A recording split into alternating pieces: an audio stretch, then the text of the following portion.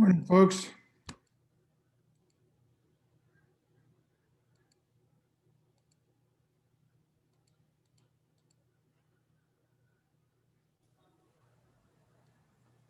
Hi, John. Hey, good morning, Bill. How are you? Great.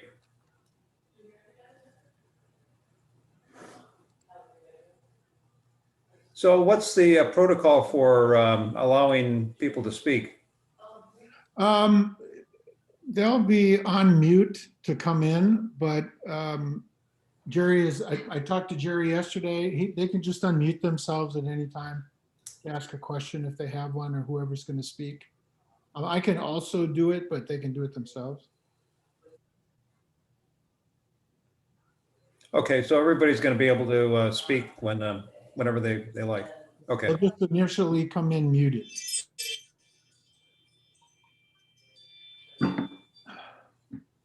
There's Warren.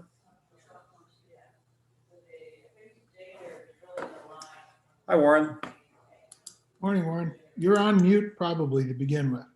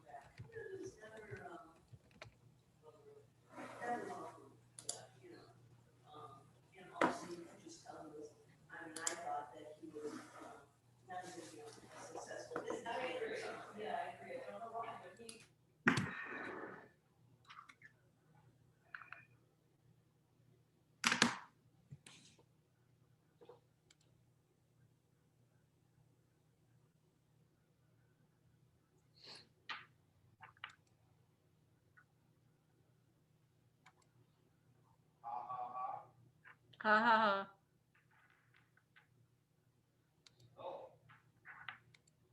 Warren, you know you have yourself muted, right? You have to say that again. I can't, Oh. the volume's not up enough. Oh, you knew you had yourself muted there for a second, right? Yes. Okay.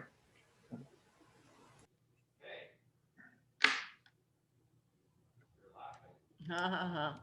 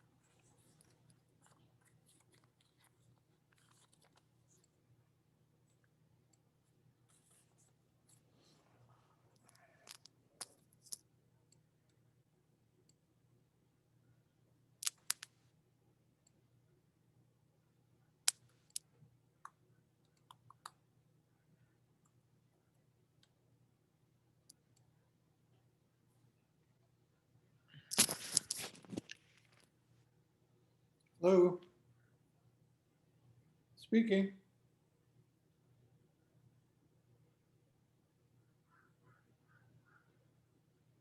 Right. Right.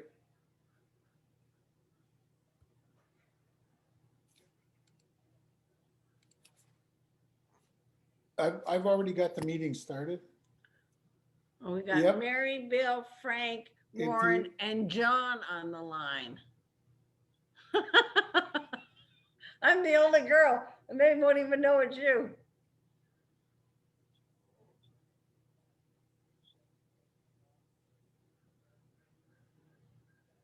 Are you calling in by phone or are you using a laptop or?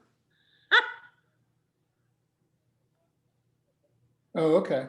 You should be able to just click on Well, that I'm link. not If the getting 90 link doesn't people to show work, up. you can copy it and then paste it into a browser window and then open it that way. Oh, Warren's having a cup of coffee. He likes his coffee, big smile, no teeth.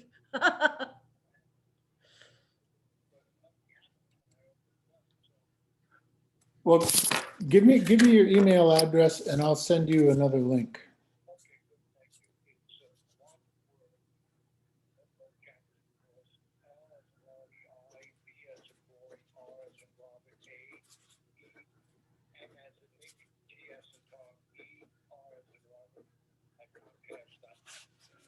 Okay, so Libra Enter at with an S in there, TSER or TER? Oh, okay. And then it's at Comcast or Gmail? Okay. All right. I will send you another link. Yep. Yep. Bye-bye. Hey, John, just a heads up. On my browser, I click on the link, it downloads a file. I have to go find that and run it. Then it opens.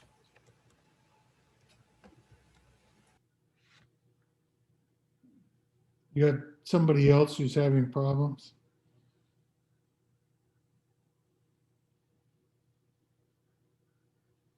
Okay.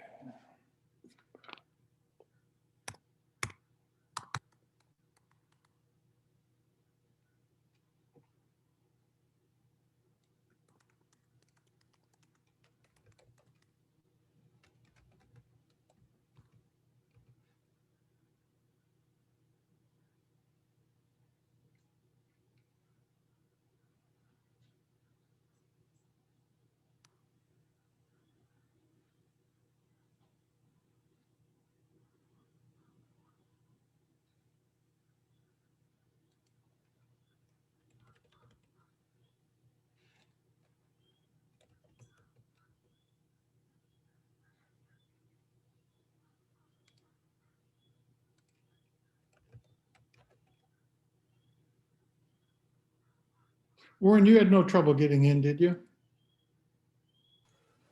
I have to download a file, find that Mhm. file, and then run it, and then it opens. Oh, okay.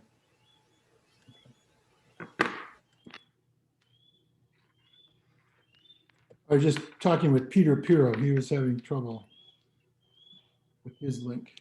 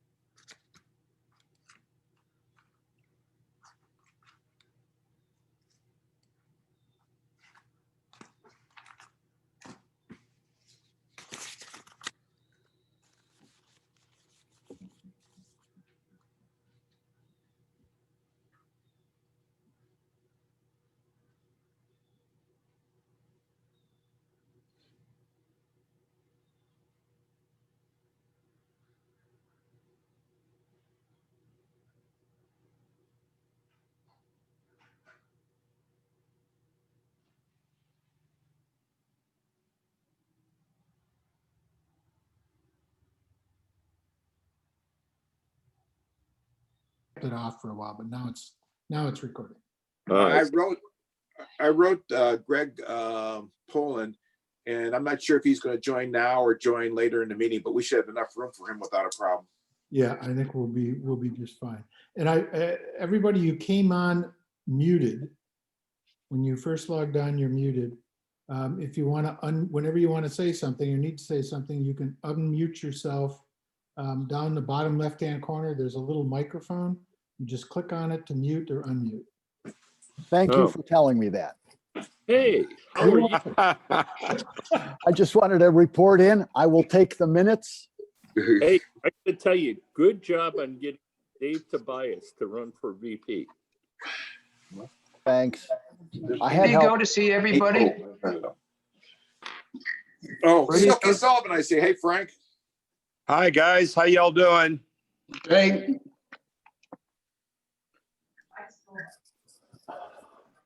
Whoa, where are you? Where's that little car? oh, hey, how are you, Warren? I'm fine. Well, I'm not sitting in my little car. I'm sitting in my house. So Are you here in Marco or back in? Are you I'm joining here. This meal? I am here. I am here. Are you joining Oh, this? good The meeting deal. started. Well, I'm not gonna babysit this, like,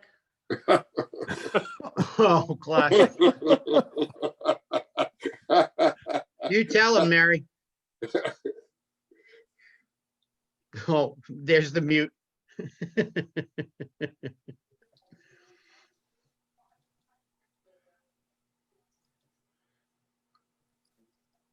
What I want to know though is how are we going to do the 50-50 raffle on the video conference call? Guys, you're really into money, big guy. I mean, John? that's the Hi, best part of Silky. the meeting anyway. Come on, Silky, you can figure this out. You're a smart guy. I think Mike automatically wins. John, how many people do we have so far? 27. Okay, let's give it another 2 or 3 minutes and then we'll start. So we're recording this. I can't tell my four number jokes anymore. No. Just use your 2020. Just say 2020. Yeah, 2020. I got a quick question. Could everyone hear me? I just hit the unmute button. Yeah. Yes. Yes. Okay, good. Yep. Okay, thank you. I'll mute myself. Hey, Good. listen, Okay. you sound so 2020. Recipe. Uh-oh, I just lost all pictures. Yeah, I'm still struggling to try to get all pictures. It should be in the upper right-hand corner. There you go. It says We view. look there. Yeah. If you're on a PC, it might be a little bit different, or if you're on your phone, it might be a little bit different. Yeah, I'm on a PC. You have to do an open the full screen, just like you normally would. Expand the screen. Upper right-hand corner, there's a square. Okay, I see all the, I got a list of all the participants, but, oh well.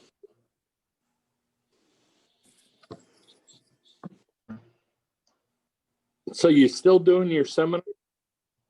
I am, but on a limited basis because the schools are all fouled up. They don't know what they're doing. Are you doing them by Zoom call or what? I have done some of those, yeah. I Wow. have. Yep. Chicken Delight, your order's in. Unlike online learning, huh? Yeah, enlightened learning. Okay, guys, let's start the meeting, okay? We'll call it to order. It's like 11:05 in the morning, 11:04 in the morning. You mean What? 10:04? 10:04. 10:04, excuse me. Sorry about that. Screwed up, man. So let's do a newsletter report. Lou Macris. The December newsletter was posted to the website yesterday, Tuesday, the 8th. Okay. Secretary's report, Dave Pritchard, he submitted the secretary's report from last month and we'll take it as. So Rudy Landward, are you on for the treasurer's report? She back on.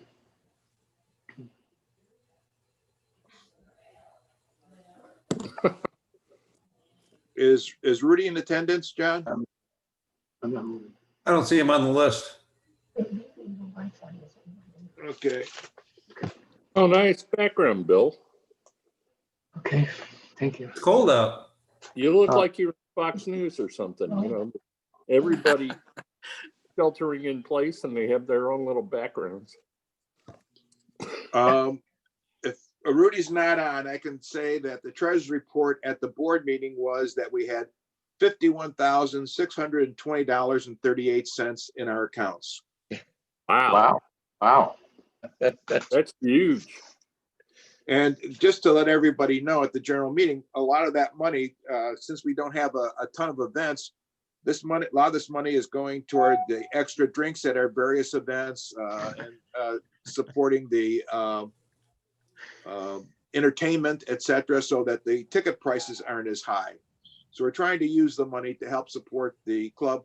And next month we'll be having a meeting that will be a free lunch, and that some of that money will go toward that. So we're trying to use the money for the benefit of the club. We're not hanging on to it or buying bonds or putting it in Bitcoin or anything else. Okay, so go ahead. You ought to put it in EV stocks, make more money. Okay. All right, we should put it in, what is it, Pfizer or one of those other stocks? That'd be a good stock now. Membership report, Warren. Membership, 409 members, 30 widows, and I have 2 pending. I have 25 new year-to-date that have joined the club. And last year at this time, there were 456. So we're down about 50 from last year. But by the way, Warren, speaking about widows, has anybody contacted Ida Grananian? Because, you know, Charlie died, unfortunately. He passed away like about a month and a half ago. And she's not technically a widow, but she was like the significant other. And I would recommend that the club extend to her the same privilege that we do to widows. Okay, I don't have any issue on that. Okay, she went back to Michigan. Right. Okay. I don't know that she has any residency here, does she? I don't know either, but I think we should at least reach out to her as a club if we can. And as a courtesy. Okay. yeah, because, you know, they were really, really close. They'd been on lots of cruises together with the men's club. They've been to lots of events. And, you know, I think it would be the right thing to do. Well, I will consult the documents and make that recommendation. Okay, well, we have some precedent for recognizing people as widows that technically aren't widows, like Nancy Cott, because she was very instrumental in working with her father when he was a club member. And when he died, we made her, gave her the designation of a widow. All right. The first hurdle will be she is taking herself out of constant contacts, but we'll make that suggestion too, see if she wants to come back. Yeah. Put it this way, whether she does or doesn't isn't as important as at least making the gesture. Okay. If you know what I mean. All right. Moving on, Bob Winterhalter, is he on board here and give his golf report?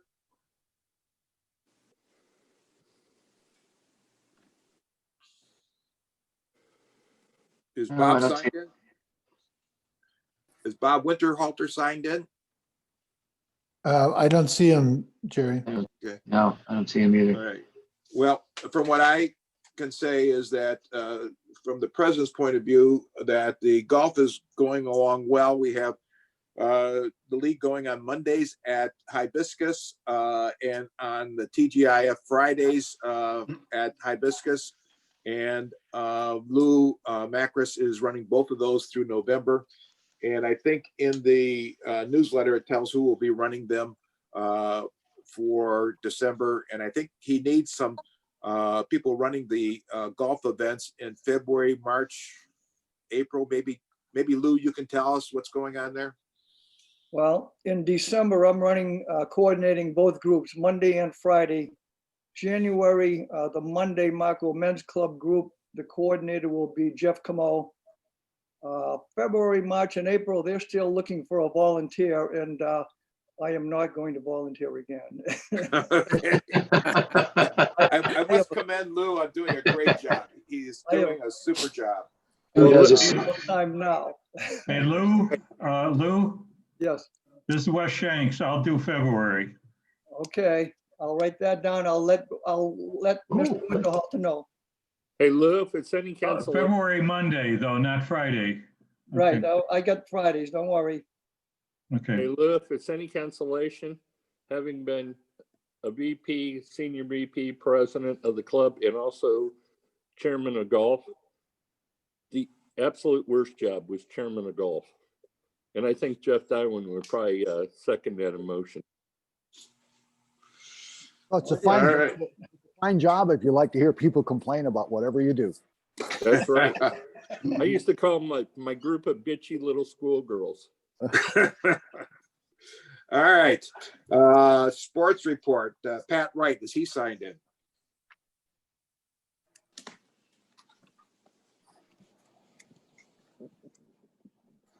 I don't see his name. Yeah, I didn't Okay. All right. From his report, Pat talked to me. He has some illness in the family.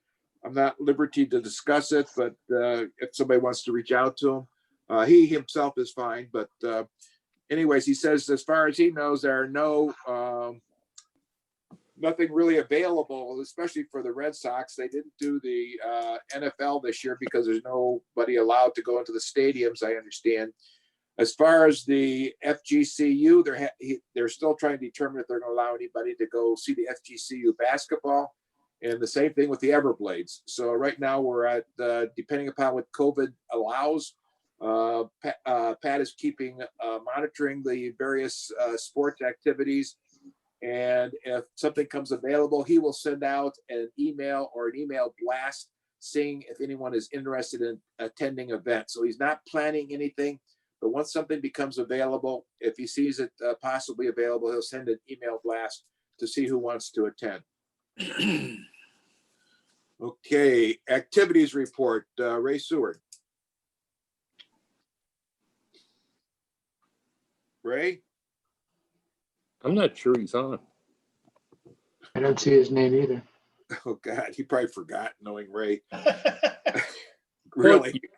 Well, you screw us all up with doing this on Wednesday, you know. Yeah, well, we had to because of the speaker.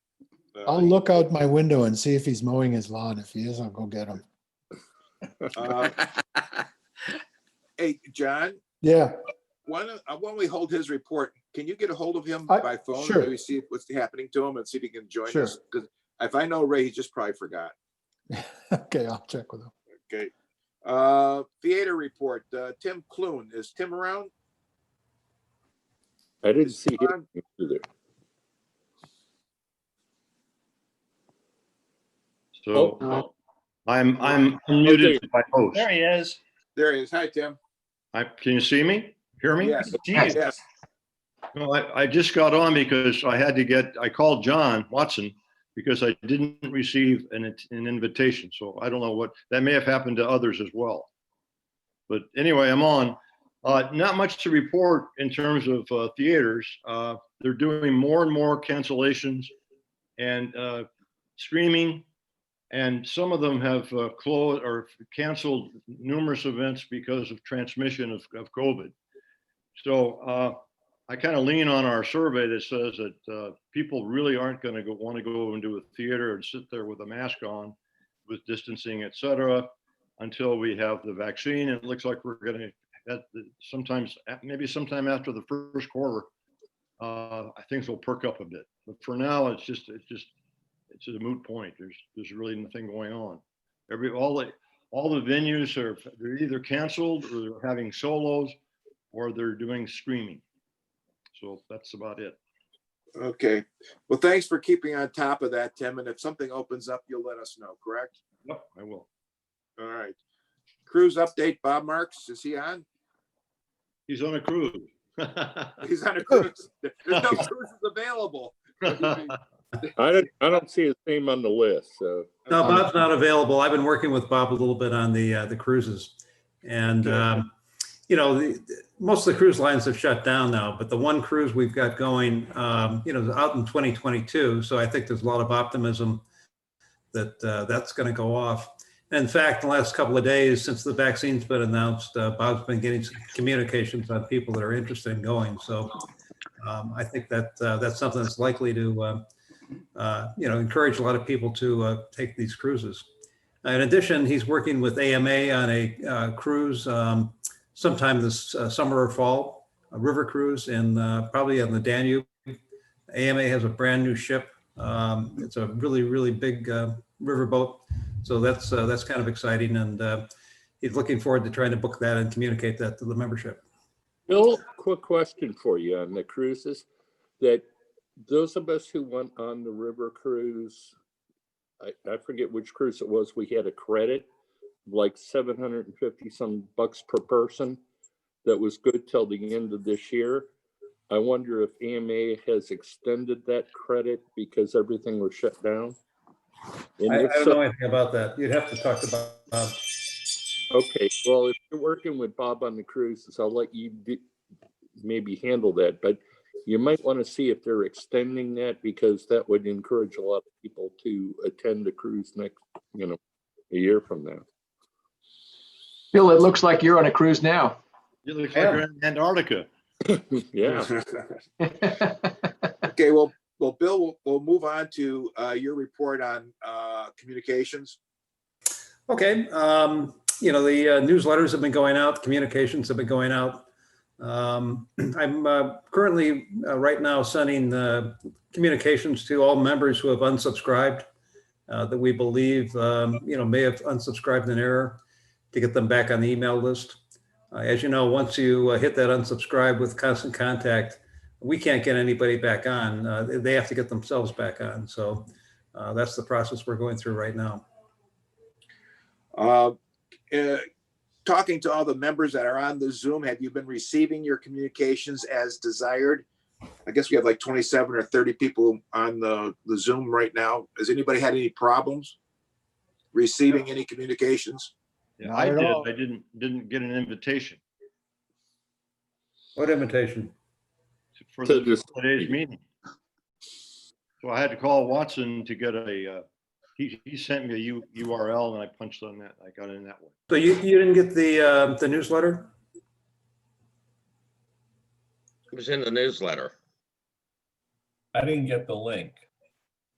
The link was, you sent that out though, Jerry. It said click here to get on, Yeah. and it was a men's club announcement. Did you have any trouble with it, Randall, when you clicked on No. those things? No, I think maybe some people, I think you have to have, I don't know how Zoom works it, but I had Zoom installed because I use it a lot, but some people may not have had Zoom installed at the time. You know, in other words, then they go through a process of saying you have to have it installed, and then I have Zoom installed. Talk. And I just did not get the email. When you get ready to leave, displayed you the just turn link it off to or- connect to the meeting. Yeah. if you have to Rachel, mute good it to- where they don't hear you, you take that up there and hit the mute button. But Rachel, by the you way, spoke clearly. You know what we need, guys? Yeah. We need our grandkids to visit to get us up to see stuff. by the way, Bill, Thank God for wives, huh? yeah. Bill, just for your information, when you said that people had to do it themselves to get back on Constant Contact, you can get them back on Constant Contact. What they do is they send you an email saying, I want to rejoin, and then you then get that to Constant Contact, and they will automatically put that person back on rather than them doing it. I mean, it's up to you, but there's a methodology that you could do on Constant Contact where you can execute that. But I still need something from them. I still need something from them to do that. So what I Yeah, did you was I do. sent a They link. need to everybody. say, I want to be back on. Yeah. Yeah. So And I sent an don't email know. out to them to do that, and hopefully we'll get a positive response. Luckily, Yeah. we with Warren's help, we got it down to 8 people that we felt probably made a mistake. Yeah. The rest They were do that sometimes. a Yeah. number of women that no longer wanted to be on the mailing list, Yeah. and so we'll see what happens. But there'll probably be some of those people who rejoin us. Well, sometimes they take it off and then their spouse stays on and they get the messages, so. And that's the most important people. Anyway. I know. I see Okay, Ray is let's back on now. Okay, let's move on to the computer. Ray is technology. on. Ray Go is ahead. on. Ray, good. Ray, Got to unmute himself though. unmute yourself, Ray. All right, I'm going on.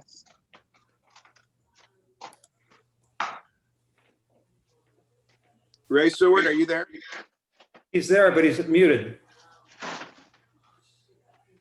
John, can you unmute Ray? I'm looking for him, but I can't see him. Where is he? Well, on my screen, he's way down on the bottom. Where that red dot is down on the left, and you hit that, and then you could say unmute. Well, we're all on this. We're all on different, looking at different screens. Oh, I yeah. just gotta look through. I don't see Ray yet. He's on the second screen. Ray, there's a microphone in the lower left-hand corner. It's red. Yeah. It's got a line through it. Yeah. Click All on right. it. All right, I got it. Oh, good, Ray. There he is. Oh, there he is. Okay. Welcome aboard, Ray. Yay. Sorry, I'm late, guys. Okay. Thank God for candy, huh? Yes. Yes. Ray, are you ready for your activities report, or should we move on to somebody else first? No, I'm fine. I can, I can give it. Go ahead. All right. We're in December, so December 10th, tomorrow, we've got our holiday co-ed luncheon at the Allen Country Club.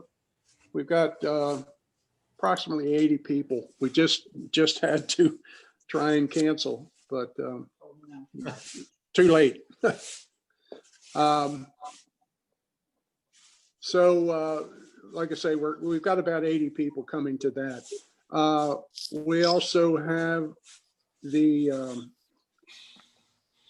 for January 14th, we've got the anniversary lunch. We've got 50 people. And that's going to be at Saracen Park. February 6th, we have the new member luncheon at Forest Glen Country Club. I'm going to host that. Jerry's going to be the VP or the president in charge. I don't have an updated attendance for that as of this point. Okay. February 21st, we have the Sweetheart Ball. Hello. Go ahead, Ray. Okay. February 21st, the Sweetheart Ball at the Allen Country Club. I have John Watson hosting and VPing that. We have 10 people signed up so far. All right, we have 10 people. And from that point on, I don't have anything finalized. I know we're trying, Jeff and Mr. Tobias are trying to set up some dinners. So we're in the process of trying to set up some events for March, April, and May. And that's pretty much it. Jeff, I saw your communication regarding the possible dinner on January 27th. Have you got any more information on that? No, I stopped over there when they never confirmed they'd do it. And I told everybody that they're sort of begging off because it's quote unquote in season. Again, same old kind of problem we've had in the past. If I can't hear from them today, Dave and I are planning to go over to Da Vinci's this afternoon to talk to them early evening. 4:30 is the tentative time. Dave and I will go over to Da Vinci's and see if we can put something together for the same date. That'll be January 27th, if possible. And we'll keep everybody advised as quickly as we can because of course the time is running out. You know, Jeff, another venue might be available is Smith's, what used to be the Petit Soleil. They have a patio out there to eat on. I don't know if they do dinner there. I know they do luncheons, but I don't know if they do dinner. We'll keep it in mind. Dave's got he had a half dozen already, a short list of a half a dozen venues. Yeah. And we went right over to Deep Lagoon after the meeting on Thursday, and they were, at least the manager on duty was very welcoming. But then when I hadn't heard from her and went over and talked to her, she kicked it back up to the home office, as I said, and they're not so welcoming. so it looks like we'll go to Da Vinci's. That was the number 2. If that doesn't work out, we'll work our way down Dave's list, and he may be listening, I'm not sure, but we'll keep Smith's in the back of our minds as well. That's only Pinterest. Pardon me? I have Smith's on the list. I don't, right now they're not doing dinner. They're only doing breakfast and lunch. Okay, thanks, Dave. Okay, let's move on to any comments from anybody else? Any questions to Ray from the members that are logged on? Well, tell you what, the one thing I'd like to say to you, Jerry, and to Ray and the incoming VPs that it's been a really challenging year for you, and it's been really tough. I'm glad you're willing to take it on for another year. And as Jeff said, it's always tough during season to try and get people to do anything. But with all this COVID stuff going on and regulations changing day by day, it's amazing this club has survived. You know, I think Jeff did a little presentation a year or 2 ago about how many social clubs don't last over 20 years. And I thought that this could potentially be the end of this club, but you somehow managed to pull us through this. And I think we're looking at the light at the end of the tunnel. And I want to thank you, all of you guys, for your service. They've done a hell of a job keeping this place together for another year. Thanks, Amen. Warren. We appreciate it. All the board members appreciate it, because believe me, it's not me. Everybody on the board has been working hard. All the committee guys have been working hard to keep this thing going. And we've been having our board meetings and people have been attending, and they, like Tim and Pat have done, they keep on trying to stay in contact with these different organizations to put on what we possibly can for our members. So at least we have something going each month. And as long as we have something, I think we'll keep interest in the club going and we'll keep this thing going. Well, let's keep on moving along because we got a couple issues before our speaker comes on board. He's going to come on between 10:30 and 10:45. The investment group, Warren, you're up. Bocce Ball League. Bocce is scheduled to start June 4th. I got the days that I want. January 4th, not June. Correct. January 4th. You know what? I wrote June on my piece of paper. Maybe it is June. I will say that it's not too late to join, but it's getting to be too late very shortly. I have to form the teams in the next week or 2. We have 50% of, or a little bit more than 50% of what we had last year wanting to play. Investment discussion group, you know, I have a core of maybe 6 guys, and I have at least 3 that have suggested they want to come. So should be an interesting meeting today at CJ's at 1:30. That's all. I have a question for Warren, please. Go Warren, ahead. can you confirm if you received my membership for playing in bocce? Do you happen to know offhand? No, I don't. But Okay. I am going to collect the names, sort the days, and confirm all Okay. of that this week. Okay. Thank you. Hey, I thought anybody with an Italian last name was automatically signed up. I would think so. Okay, moving on. Travel group, Silky. Yeah, okay. Well, we've had no meetings since this whole thing started. I have no interest from anybody to do any kind of traveling, even just traveling, to go visit friends and so forth is really a big issue and so forth right now. So with the cruises being pushed off until possibly 2022, we're just kind of holding and waiting and seeing what's going to happen with the vaccine, and we'll start it after that. Okay, Lou Macris, sickness report. Well, thankfully, I have nothing to report as far as that goes. So unless I receive information from someone, that's it. Okay, we'll go to old business, and let me, before we get to the elections, etc. Just want to give everybody an update regarding our venues.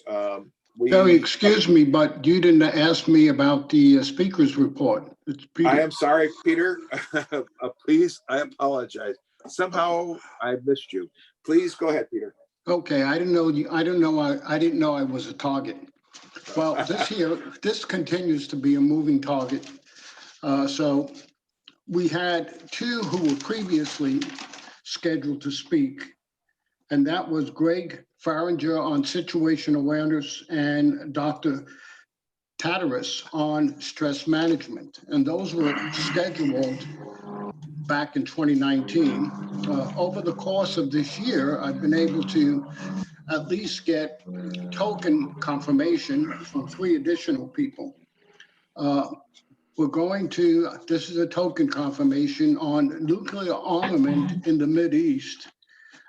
There's a friend of mine, I won't give out any names at this point, who's actually sold armaments to our Mideast allies. And so I think that might be a very interesting topic. We've got someone scheduled to talk about medicinal marijuana.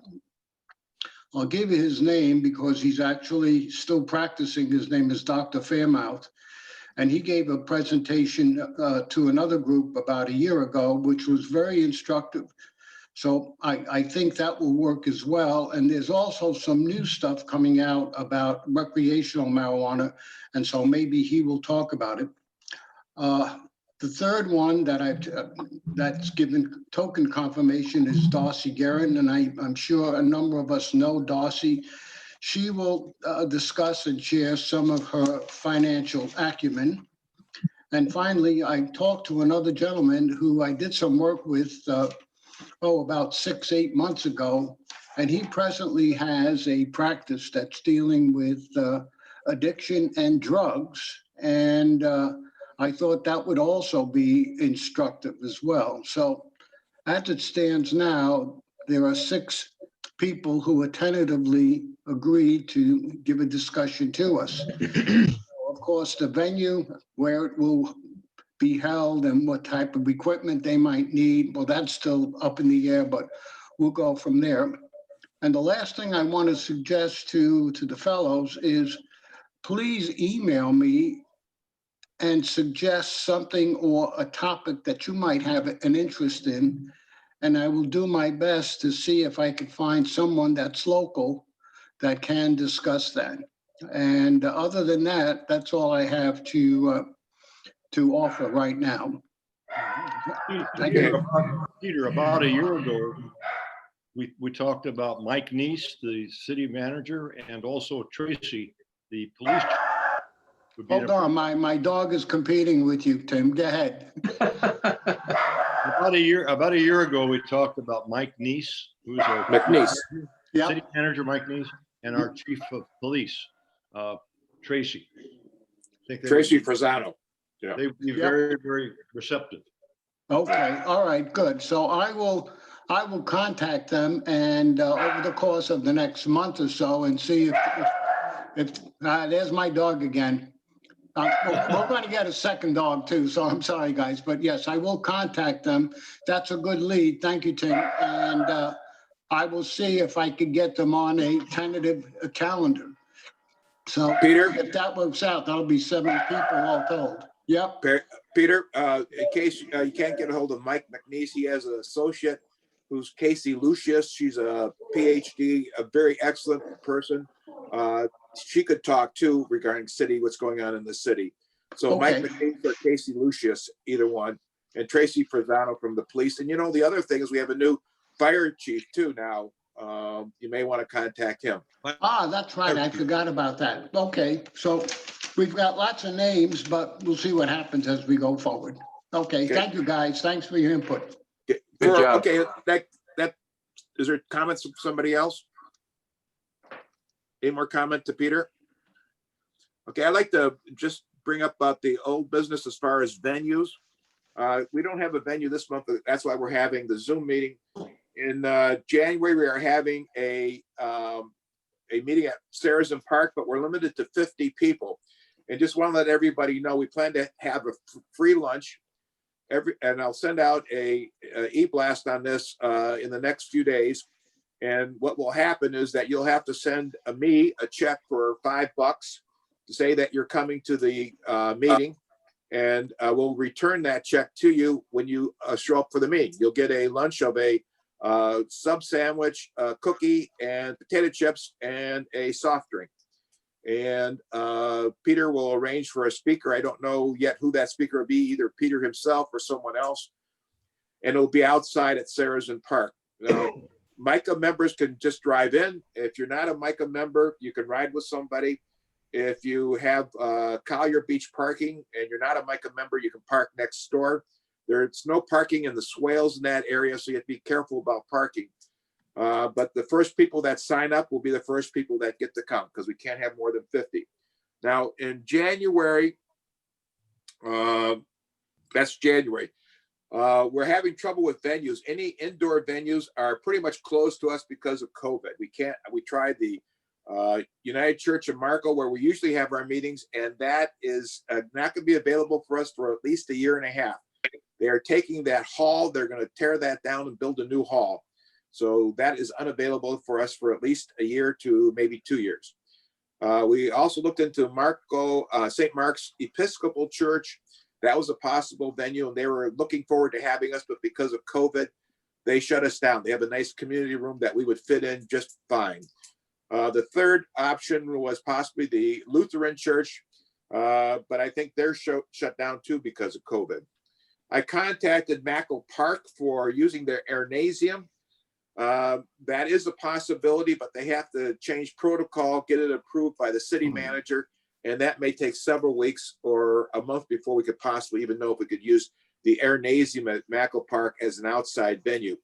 The inside venue only allows the meeting room, because of distancing, only allows for 25 members to be in there. So by the time we got our board in, we'd have room for about 5 general members to come in. So that's not possible. I contacted the Y, and that looks like a good option. We can use the Y airnasium beginning in February. I gave the dates. We can't get in there to meet until noon on that day. So, and they're reasonably priced, I think, at $100 or $200 a meeting. And we could probably bring our chairs and safely distance. The thing is, we need a member for the Y. If we don't have a member, either I or somebody on the board are going to have to join. But I'm sure there's somebody in the men's club who is a member we could use as a member to say they're the member, and we can get the discount. So anybody that's here right now on this Zoom meeting, if they would contact me as being the member, I can use their name. If you know of somebody who is a member of the Y, please contact me, and we'll use, if they're willing to, we'll use their name, and that will be the person that we'll use. And we can use their airnasium. We'll have our meetings at noon. And right now I've reserved the dates for February, March, April, and May at the Y. All have to be outdoors at this time. So does anybody have any comments, or anybody willing to be the host for the monthly meetings at the Y? The silence is deafening right now. Jerry, Yes. for the Y, I can talk with you about that offline. Okay, that'd be great. Yeah. The other thing I wanted to say is that with wanted to ask or tell Ray that one of the venues that we might want to consider for dinner, luncheon, or whatever, it could be Osteria, the new one over on the Isle of Capri. It's where the Blue Heron used to be.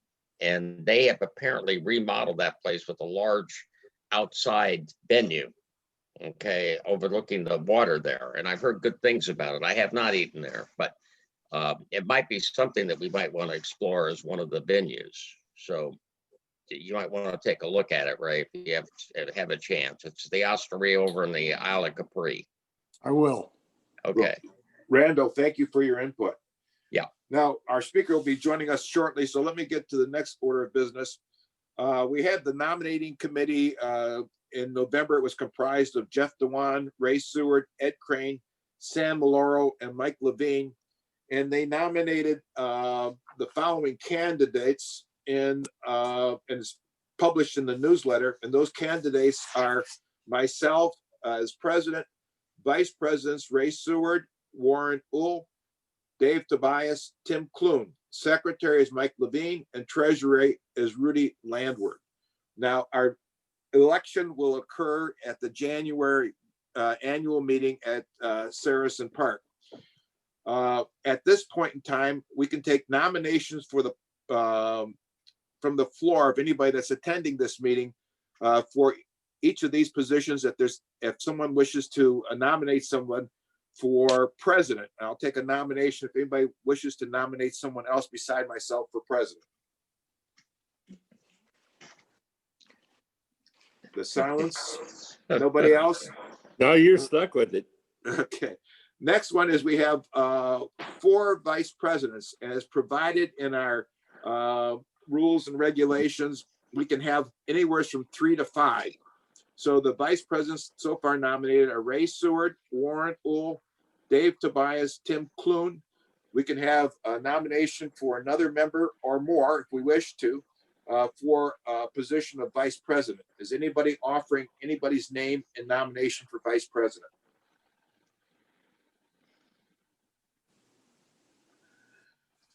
If no nominations, we'll call that position closed for nominations. The next nomination will be for secretary. That's Mike Levine. Does anybody wish to be secretary of the men's club or nominate someone for secretary? Hearing nothing, I'll call that nomination closed. The last member is treasurer Rudy Landward. Anybody wish to nominate someone other than Rudy Landward for that position?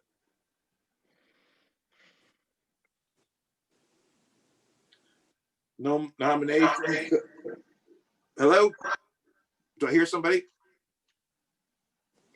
Hearing none, no nominations, I consider that position closed. Therefore, I would consider that the nominees are as selected by the nominating committee to be voted upon at our January annual meeting.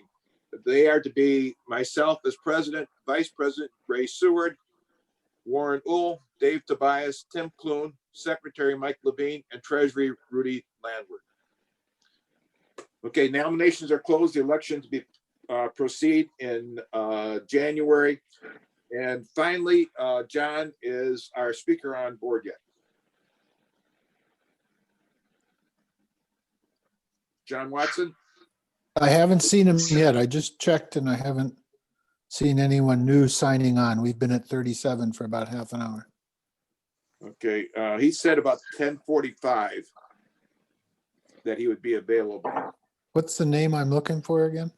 You're looking for Greg Poland, P-O-L-A-N. Oh, Greg Poland, yeah. Let me pull up his, just a second. I got it here and I can pull up his curriculum vitae, and I can read that while we're waiting for him. People might be interested in knowing exactly who he is, etc.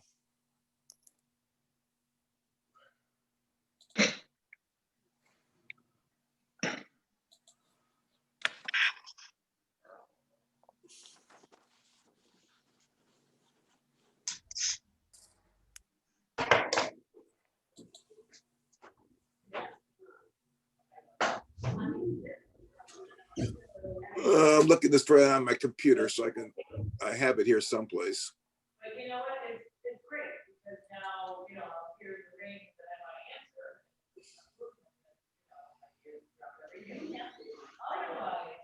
Otherwise, it's like, we could be running like, right? So anybody, anyone who's welcome, that I don't have. Okay, here it is.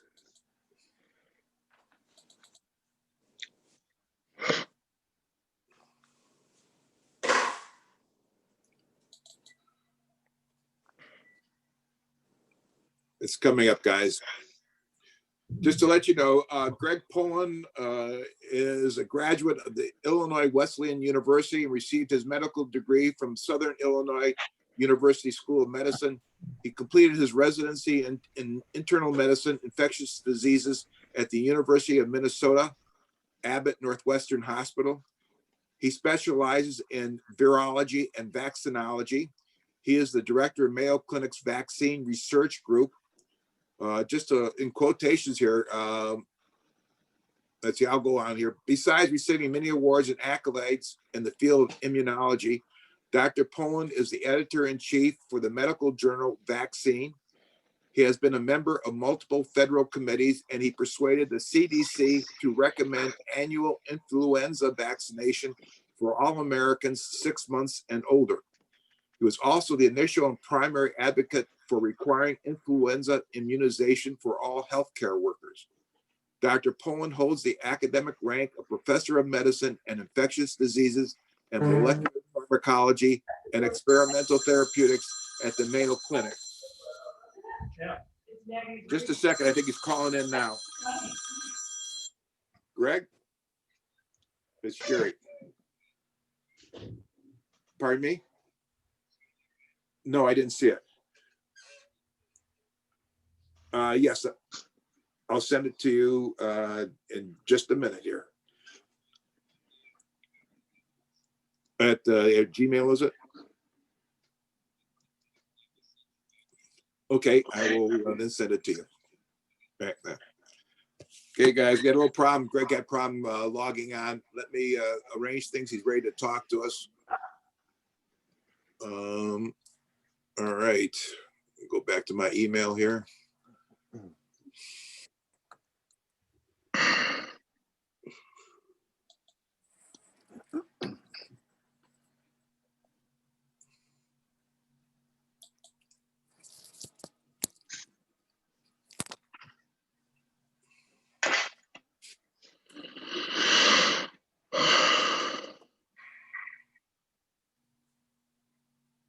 Jerry, why don't you copy me on the email just in case he has problem? Yeah, I'll tell you just a second. Hey, Greg, I didn't get it on my email. What email address do you want it sent to?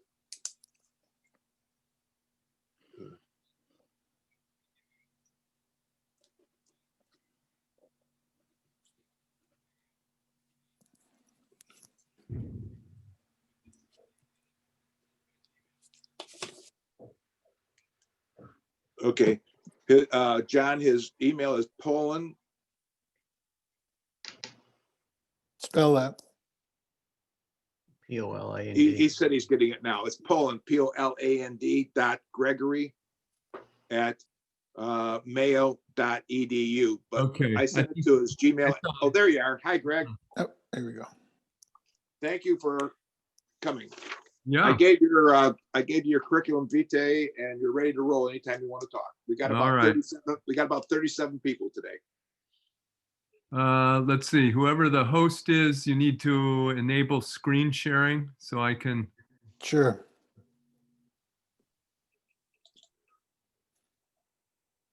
Okay, you should be able to share now.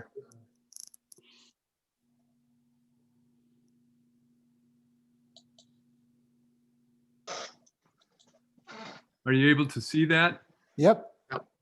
Okay, so I'll go ahead and get started here. I'm going to talk about the, 5 or 6 M's here: myths, mysteries, misinformation, myopia, and miracles. So a lot to cover. One of the first myths, this is almost intolerable to us as healthcare workers as we see the number of Americans who die increase by the tens of thousands. Nonetheless, there's the continuing myth that COVID-19 is a minor disease like the flu. That's an extraordinarily ignorant opinion if you hear anybody express that.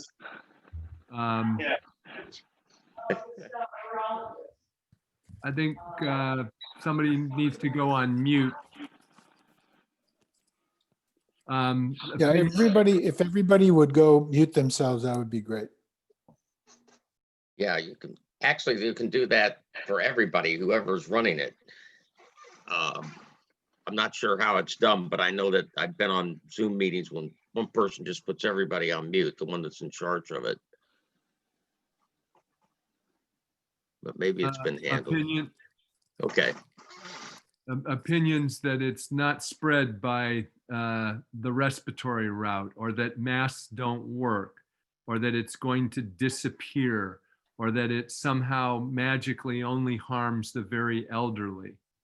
There are also some mysteries. This virus is exquisitely well adapted to cause human infection and transmission. It triggers an immune response that impacts virtually every organ system. And it causes an incredibly wide spectrum of morbidity and mortality. And one of the mysteries is human irrationality, which we'll come back to. Some of the more common misinformation, and remarkably, I mean, I think somebody still has something open and we're getting reverberation. Remarkably, people who have spent no time in their life in the science of this express strong opinions, and that opinion is resistant to the scientific data, which of course is irrational. Some of those are that masks don't work, that this is some kind of government attempt at control. I know some of these are laughable, but this is what I get, that there are nanobots and microchips in the vaccines, that the mRNA vaccines are going to alter our chromosomes. And the reason for this is that people with relatively low cognitive complexity conflate political, religious, and their own economic conflicts of interest with evidence-based pandemic response. Whoops, what happened there? In terms of myopia, we have clearly failed to contain the virus. Our pandemic response has been a miserable failure. We have not had a national level science-based pandemic response. And a large swath, a shockingly large swath of the US population has rejected science-based recommendations. There has been a denial of reality. Ignorance is one of the most highly transmissible diseases in humans. You've heard overpromising, difficulties with developing common protocols, and at the government level, funding that only lasts as long as the human attention span, which is why, despite this being the third time a virus like this has crossed the species barrier in 17 years, that we were not even more prepared. The miracles are that we have a safe and effective vaccine, and we're going to have more, all within 9 to 12 months after discovery of this virus. That has never been done in humankind before. The other thing is that case fatality rates could have been even higher. And of course, the amount of international scientific collaboration that's occurred. The result is that we have reached a phase of exponentiality, and I want everybody to understand this. We can no longer control exponentiality. It is not possible. Exponentiality in any field of endeavor has never been able to be controlled by humans. This is no longer controllable by contact tracing. The numbers of infections and cases are too massive. There is only 3 ways in which this pandemic can now be controlled. The one is a hard lockdown with mandatory masking, with hefty fines for non-compliance and distancing. You've seen one country after another have to go this route. It works, but at a cost. Or the virus mutates to be less transmissible. That has not been happening. The opposite has been happening. And finally, a high efficacy vaccine that would be accepted and used by 70, 80, 90% of the population. Because of the scientific illiteracy in our society, none of these are likely to work the way we had hoped. And so this pandemic will continue. The result of this is in the 7-8 days following the election, 1 in every 400 Americans became infected. 1 in every 11 infections is now in a child. Impossible to imagine case counts now that are exceeding 200,000 new cases a day. We add 1 million new cases every 4 or 5 days. We have now 104,000 Americans hospitalized with COVID. Since February, and by this coming March, 1 in 700 Americans, hear me clearly, 1 in 700 Americans will be dead from COVID, a virus we know how to control with something as simple as masking and distancing. George Bernard Shaw said, "We learn from history that men never learn anything from history." So what about the vaccines? I'm going to do these at a pretty high level so that we leave time for questions. There's lots of them in clinical trials. The FDA will meet tomorrow. I have already reviewed all the briefing documents, and I'll go over those. We right now have no vaccines licensed in the US. There are multiple vaccines in development. The reality is that it'll be 3 to 9 months before everybody has a shot at getting the vaccine. So there are attributes of ideal vaccines. These are the ones that we will meet with these current vaccines. Excellent safety profile, can be quickly mass produced, stimulates a balanced immune response, and doesn't cause any pathology after vaccination. These are the ones we won't meet. It will not be stable at room temperature. We will need cold and ultra cold chains to store the vaccines. We can't store them indefinitely. So people will have a shot at the vaccine. If they turn it down, they lose their opportunity. We will not have mass administration mechanisms that don't require highly trained healthcare providers. And it won't induce protective immunity after a single dose for most people. This is a bit of a nuance, but we don't yet know about the ability of the vaccine to protect against asymptomatic disease. It does prevent symptomatic disease and complications. Now, I won't get too detailed here, but all of you hear about the spike protein. So this is a lipid enclosed RNA virus. They are exquisitely sensitive to being inactivated by simple things like soap and hand washing. You cannot get infected with this virus if you wear a proper mask properly. Wearing it below your nose is a sign of ignorance. And if you're distanced from people, you cannot get the virus if you're doing those things. The vaccine is produced against this spike protein. We are not giving the whole virus. You're giving this piece of the virus. It cannot affect your chromosomes. It does not cause infection. It causes an immune response against that piece of the virus. So the first one, that we'll talk about is the one that will start being used prior to the end of this year, called an mRNA vaccine. That stands for messenger RNA. What it is a series of letters, a code to produce that S protein. That code is transported into our cells and translated into the protein. This is the blueprint for the protein that's made. Once that protein is made, then our immune cells think that it's the coronavirus and produce an immune response against it. There are two of them, Pfizer, which will be reviewed tomorrow, and Moderna, which will be reviewed a week from now.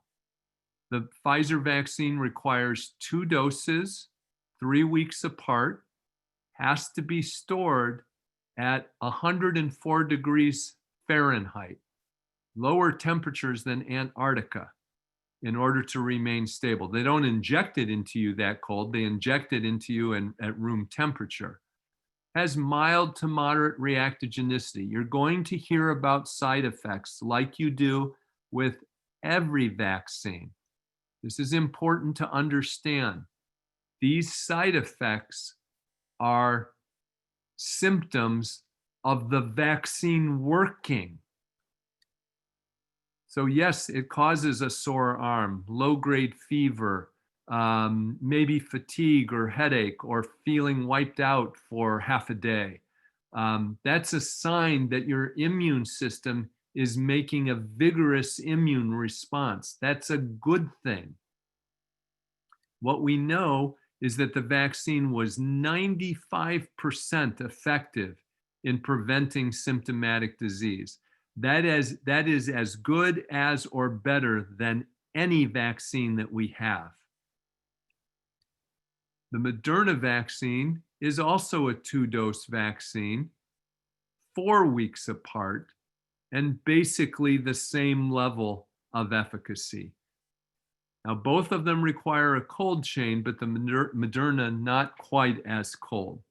Now, I'm going to show you one piece of data. This came out in the New England Journal of Medicine late last week. These are 34 subjects, and you can see 18 to 55, all the way to people over the age of 70. And what you see is that every single person who got 2 doses developed protective immune responses. But what you also see is in this column of people over the age of 70, that their antibody titers tended to wane faster than younger people. That's why you need 2 doses, and it's why likely we'll need to get boosters in the future. We don't know that for sure, but that's likely.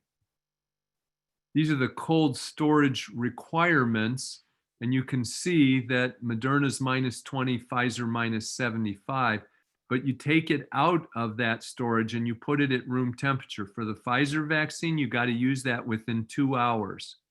With the Moderna, 12 hours. So you can see, if it's your turn to get the vaccine and you decide, nah, I want to wait, you're not going to get it until much, much later. And that represents a risk to your health and your life. The next set of vaccines are what are called adenovirus vectored vaccines. So everyone listening to me has been infected repeatedly with adenoviruses. It is a common cold type virus. What they do in this is they take that blueprint for the S protein and they put it inside the genetic material of this virus. You inject the virus, that blueprint gets translated into that S protein, and your body develops an immune response against it. There are a number of those. The first one you're going to hear about is AstraZeneca. This is a common cold virus isolated from a chimpanzee. There's a Johnson & Johnson vaccine and these just refer to different types of adenovirus. You've heard of the Sputnik V. It is not 5, it's Sputnik V for virus. This will not be used in the US, nor will the Chinese vaccine. So it's going to be these two vaccines that the majority of people are likely to have access to. All we have is press releases so far showing that the vaccine was about 90% effective in people who got a half first dose and a full second dose, about 60% effective in people who got 2 full doses. The reason for that is still being looked into.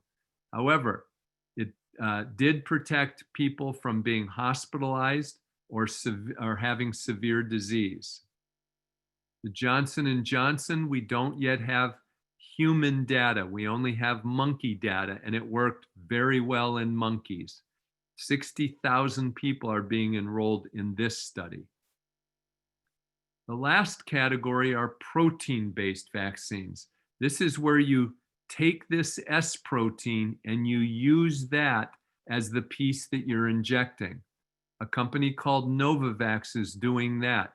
It works extremely well, produced very high antibody titers, still requires 2 doses. Now, the problem with all of these vaccines, in my opinion, I've been a vaccinologist for getting on 40 years, is that they are S-only approaches. That is, it's only the S protein. And the reason that's a theoretical concern is that this is what's called an RNA virus. RNA viruses mutate. They mutate at different rates, but they mutate. That's why the recommendation that every one of you get a flu vaccine every year, because that virus changes.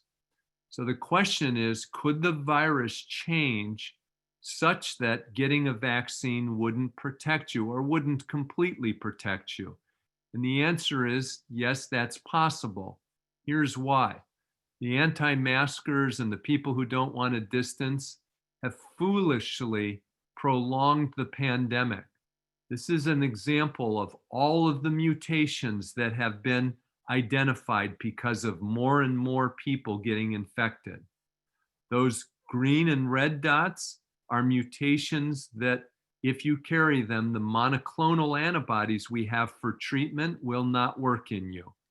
If you carry the purple or orange, then the convalescent plasma will not work in you. So this is extraordinary, appalling ignorance of how this pandemic has been handled, and we are beginning to see the consequences of unregulated transmission through a population. In addition, humans have spread this virus to mink, both in the US and in Europe. Those mink have altered the virus and spread it back to humans. In addition, in Europe and Oceania, 2 new strains have been identified called the 20A-EU1 and 20A-EU2. This one worries me. This has a mutation right next to the receptor binding domain, making it easier for the virus to bind to human cells, and that's not a good thing. This is now surging through Oceania and will come here because of our lack of following basic recommendations. So now what? Well, there are things we don't know yet. These very high efficacy measures, we don't know how well the vaccine will work when people aren't wearing masks. We don't have long-term safety data yet.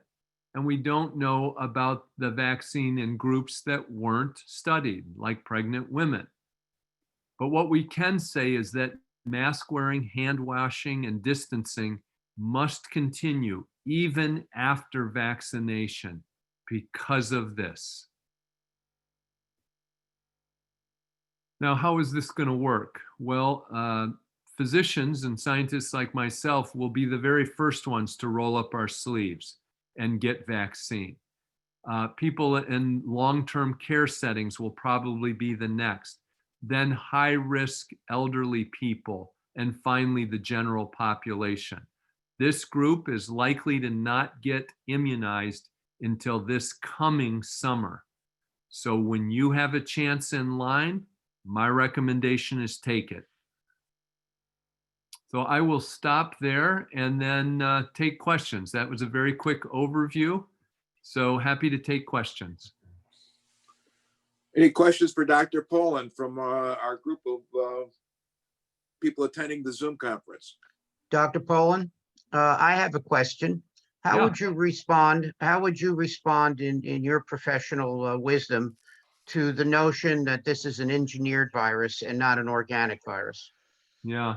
You know, who ultimately ever knows, but there's been no evidence of this being an unusual virus, any different than SARS. In fact, it's less deadly than SARS or different from MERS. So this appears to be a zoonotic virus. That is a virus that developed in animals and jumped that species barrier.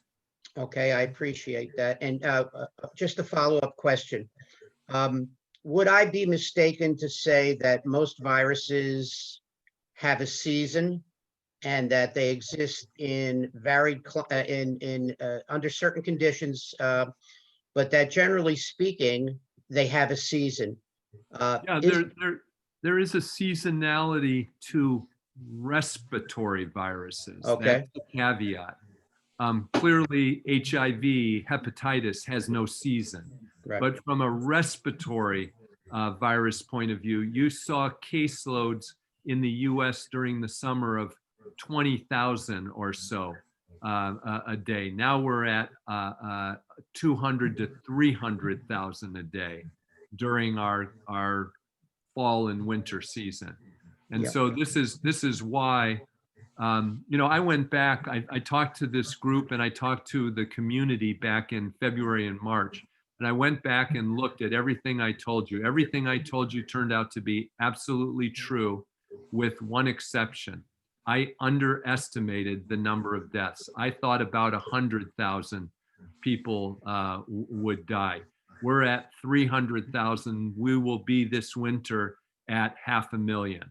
So people here with us right now are going to die as a result of ignoring science recommendations, and that will amount to about 1 in 700 Americans.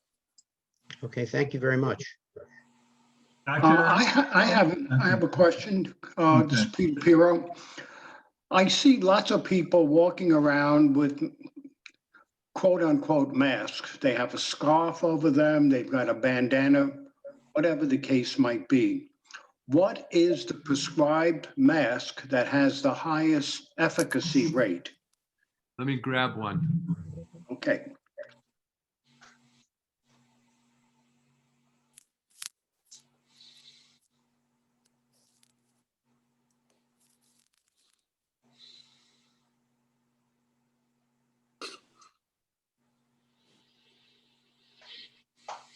All right. This is the neck buff or gaiter or bandana that you see. That might protect you against large droplets. So when you sneeze, you can see large droplets of mucus on your hand. It will protect against that. What it does not protect against is the small, what are called aerosolized virus that you can't see. If you wear this and you cough, the data shows that what you do is that you're taking the large droplets, forcing it through this porous material, fracturing the virus into a more contagious and more transmissible virus. Okay, what's next? This is a mask my wife made. She just took 2 layers of cotton fabric, cotton sheeting, or Hanes men's t-shirts are the 2 best. And you cover nose and mouth. This is ignorant. This is stupid. I'm being very blunt because too many people are dying. I've been for 10 months burdened with one tragedy over another. We watch one family after another in the media say, after their father dies, for example, you have to tell people this is real. This isn't a hoax. It just happened with an Alabama senator who was convinced this was a hoax. Well, he died of a hoax, okay? And is telling his wife, get the word out. Because you see this does not help. Don't bother.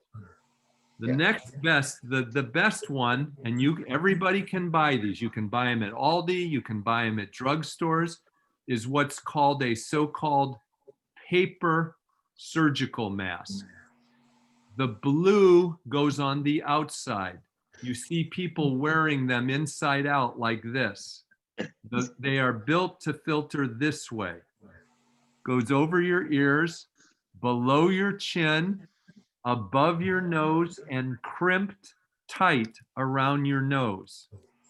This is the best common protection that you have. And I don't have one here. The very best is what's called an N95 mask. You can order those. The ones that have a valve in them, do not waste your money. Okay? Those are not helpful. And N95s are not that comfortable to wear. I can wear them for a few hours, after which they're not very comfortable to wear, and they have to be fit tested. I see people all the time wearing masks wrong. I usually will gently ask if they're interested in knowing that, in our society that can get you shot.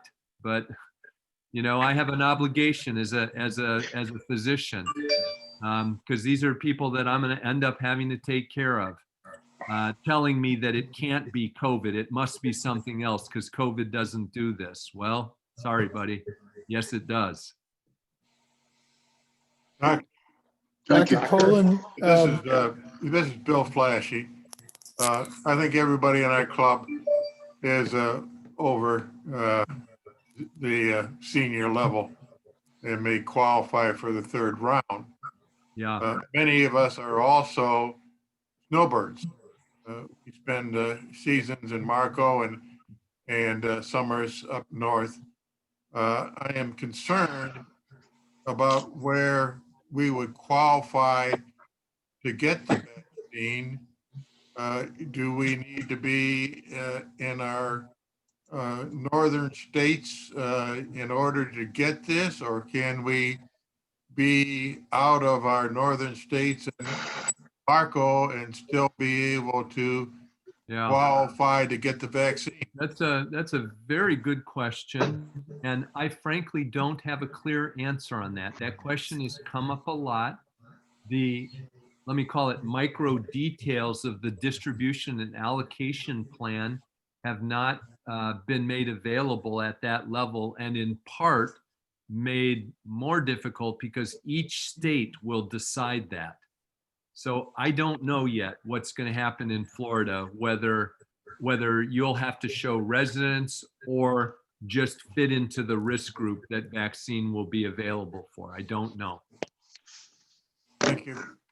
Dr. Poland. Doctor, I have a question for you. It's if you have an autoimmune disease, okay, can you take this vaccine if you have an autoimmune? Because I have there's a guy in the Ben's Club that just came down, and I'm talking with him about it, and he says, I can't take the vaccine because of that. Is that correct or not? So let me first talk about a principle, okay? So there is nothing in any aspect of your life that is 100% effective or 100% safe. There's nothing. Your car, drinking a glass of water, nothing. It's just the nature of how things work. So a smart person says, what's the balance of risk and benefit, knowing that there is both for everything we take. You take if from what you described to me and looking at the audience being generally older men, probably almost all of you are taking some kind of medication. That medication has benefits, which is why you take it, but it also has risks or side effects. But you're balancing the two. Now, when it gets to a vaccine, what do you do? So there is no evidence that this vaccine will trigger an autoimmune or worsen an autoimmune disease. Could it theoretically? We have to say yes, it could. We haven't seen it in 70,000 people who have gotten immunized receiving 140,000 doses. But is it 1 in a million chance? Sure. But then what you have to do is say, okay, let me just accept there's a 1 in a million chance. There's a 1 in 700 chance I'm going to die if I don't get this vaccine. So which one would you take? Yeah. And that's unfortunately the balance of thinking that people are going to have to do, I hope in association with their healthcare provider, and not just blindly make fear-based decisions. Yeah. By the way, I see John Rayner has joined the group here. He's one of our men's club guy. John, weren't you in the Moderna study? I was going to ask a question about that. Yes, Randall. And Doctor, a question for you. I am in the Moderna study. Yeah. So I've had my 2 injections. I don't yet know whether I got the placebo or the vaccine. Right. My understanding is that when a vaccine is approved, that they will unblind the study. So the 2 questions I really have, and I don't know if you can answer these or not, it was set up as a 2-year study. Do you think Moderna will continue to follow me for the full 2 years?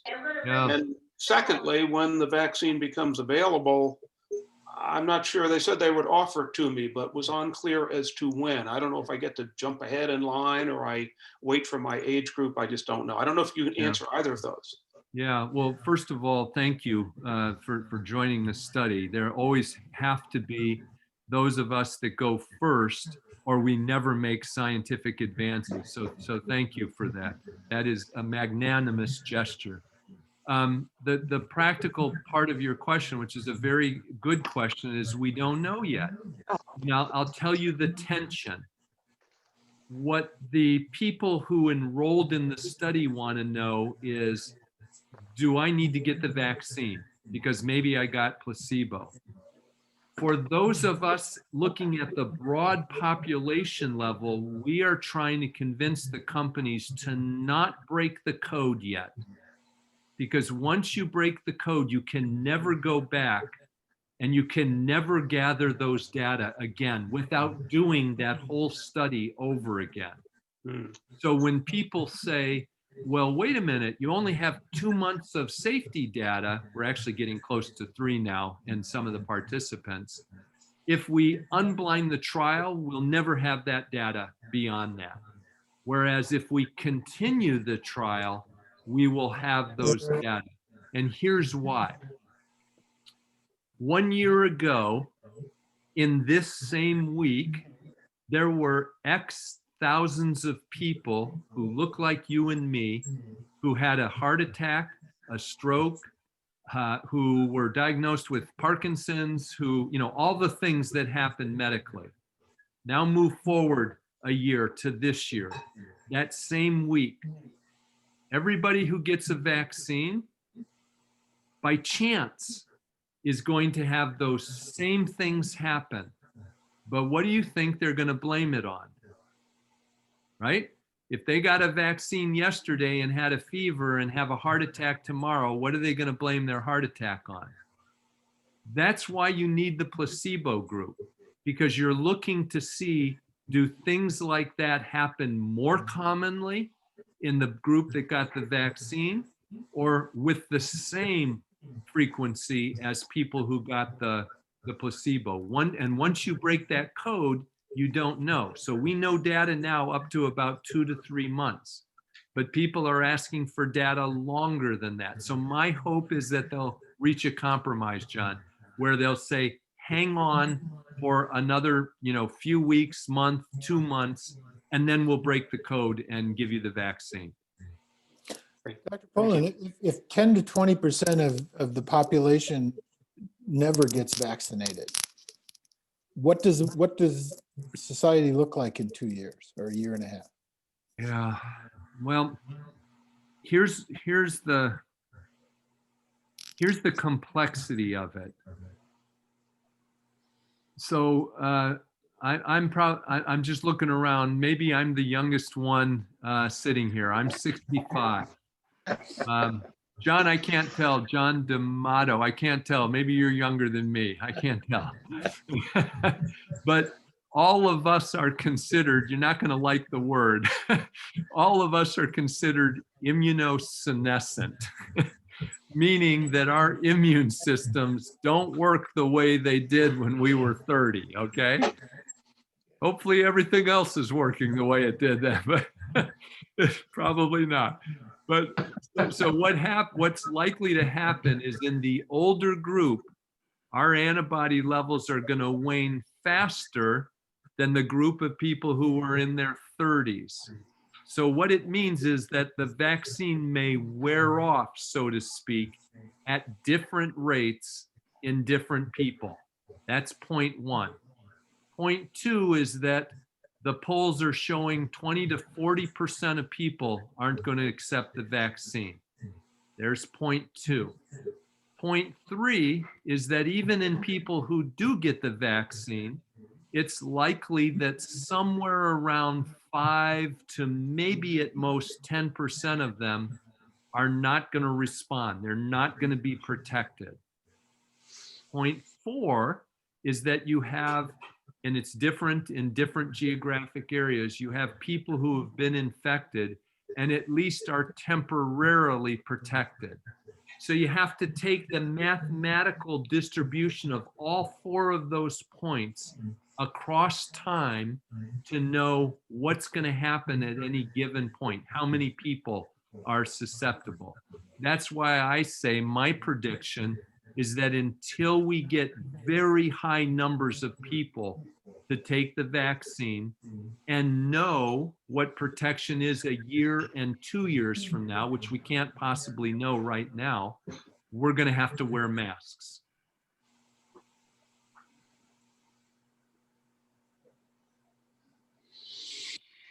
Warren Yule with a question. Doctor, I had it, my wife had it. Me very mild, her very significant.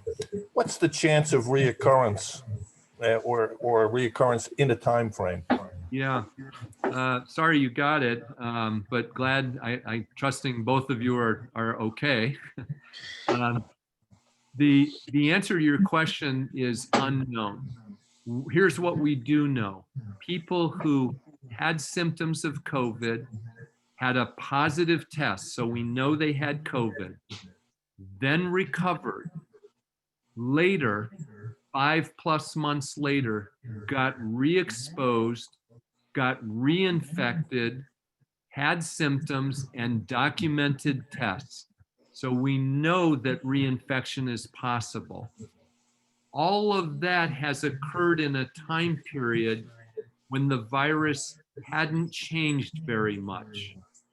My concern is that we are seeing rapid mutations because of so many people getting infected. Every time this virus infects somebody is an opportunity for the virus to mutate.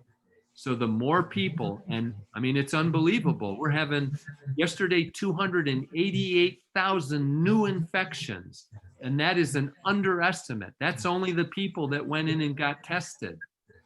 So as you passage this through more and more people, more and more mutations will occur to the point where people previously infected won't be protected. They'll be susceptible again. That's more likely in older people. It's more likely in people who are immunocompromised, either because of a medical condition they have or because of the treatment that they're taking, like steroids, for example.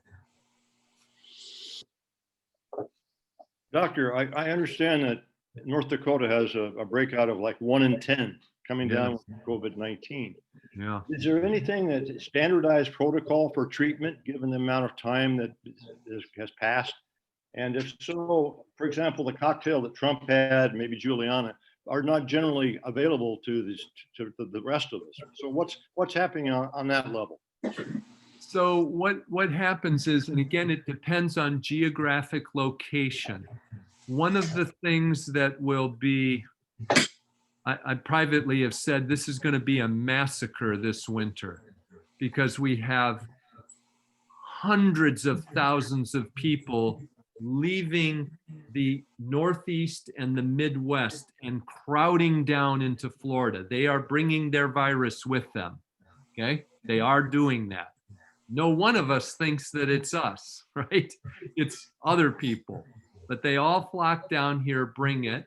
They're going to go back at Christmas time, come back again, just accelerating this. I mean, it's like putting gasoline on a fire.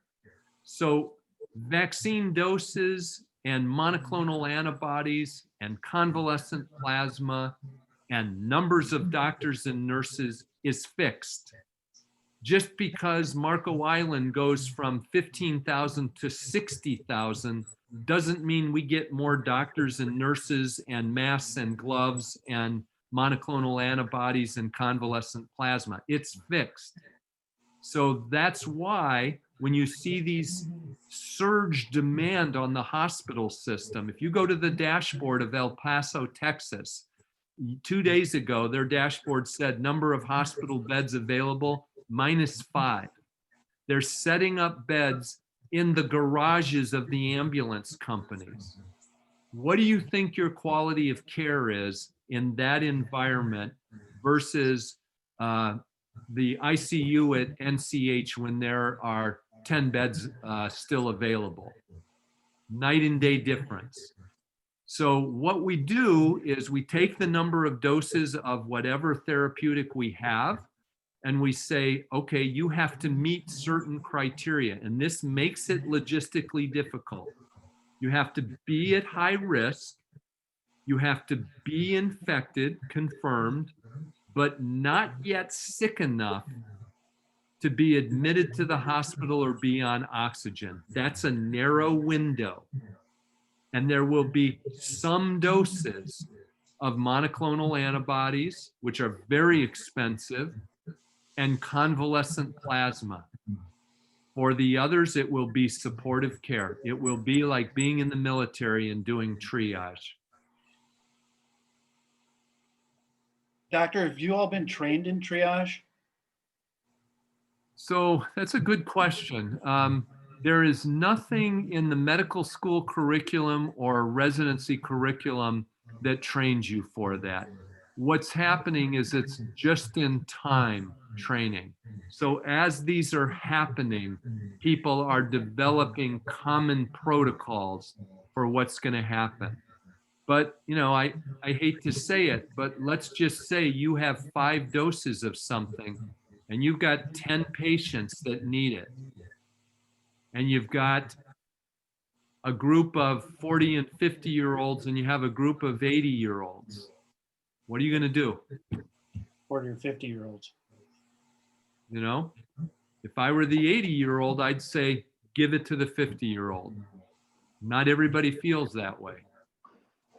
And one of the things being talked about is it really fair for the people who have rejected all of the science-based recommendations and now get sick? Is it really fair that they go to the head of the line, so to speak, because of the severity of their illness?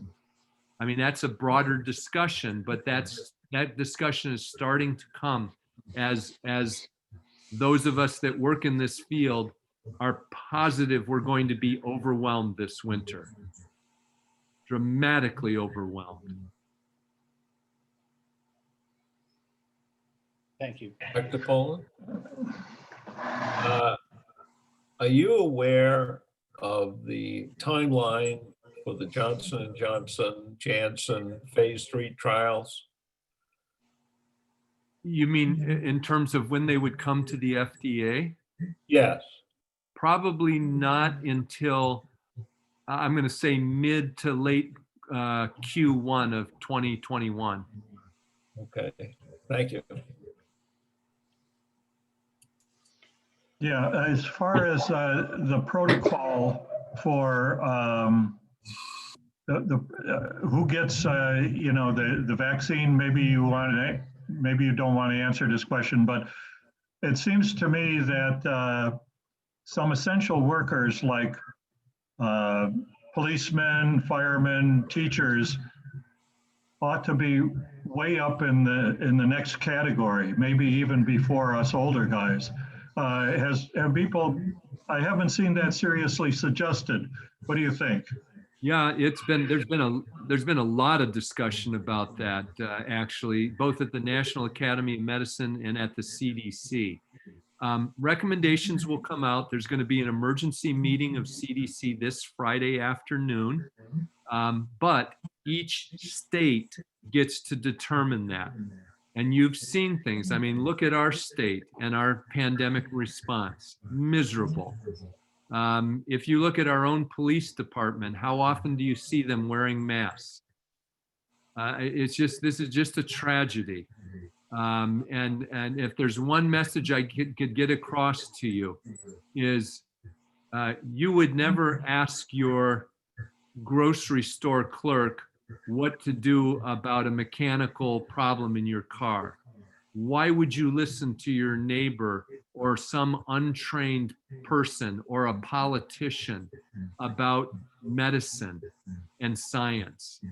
And I would plead with you, do not travel this holiday. I would plead with you, don't let people travel down here to have the holiday with you. I would plead with you, wear a mask and maintain distancing. Unless you've been a healthcare provider, you have no idea of the emotional impact of watching somebody drown in their own secretions and there's nothing you can do. It's a terrible way to die. Yeah, but what about the priority of, quasi-essential workers like police, firemen, and teachers? That's what I said in the beginning, is each state will get to make those decisions. Well, what do you think is appropriate if you had to make the decision? Well, I think that the front-facing healthcare workers should be number one. When we go in to see patients, we are voluntarily risking our health and our family's well-being by taking care of people.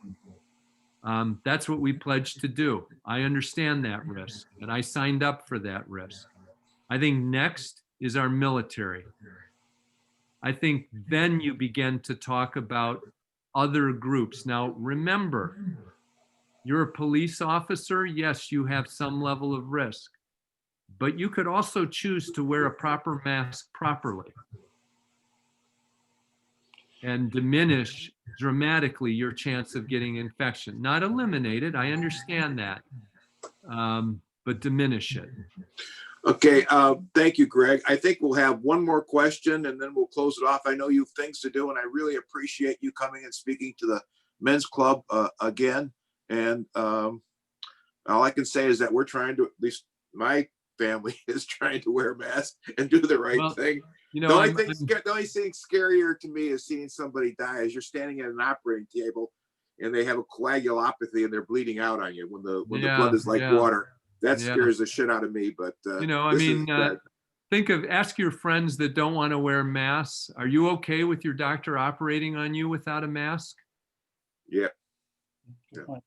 One of the observations I'd like to make is that for the standing of importance to society, I think the doctors and healthcare people should be at the highest level, especially during this pandemic. Why would you subject them first to experimental procedures? I would think you'd go with prisoners and old people. So you can't, it's against the law to engage prisoners in experiments with very few exceptions.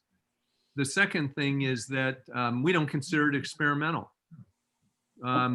You've gotten a series of vaccines that were never tested in as many people as these vaccines have been tested in. That doesn't mean they're perfect, but it means we're confident. And let me just say one other thing, because I know everybody has their own opinion. If you were my brother, my father, my grandfather, my uncle, I would tell you this: get a COVID vaccine. If you have not yet gotten the high dose influenza vaccine, get it. If you have not yet gotten your pneumococcal, your pneumonia vaccines, get it. If you have not gotten your pertussis vaccine, get it. If you have not gotten your shingles vaccine, get it. Those are the things that are going to get you this winter.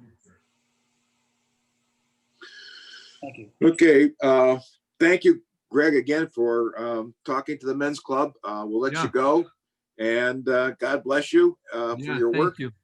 And, Excellent presentation. I hope you'll excuse or give grace to the force with which I'm speaking, because we know no other way at this point. We are exponential, and there's nothing we can do about it now other than to basically plead with people to what you see us doing so that we save lives. just to remind everyone, this presentation will be on our website, hopefully within the next day or so, and you can review that or have your friends review it, this excellent presentation, and hopefully could spread the word for the people here on Marco Island. And at this, we'll close off and leave the meeting, and thank you very much. All right. Bless.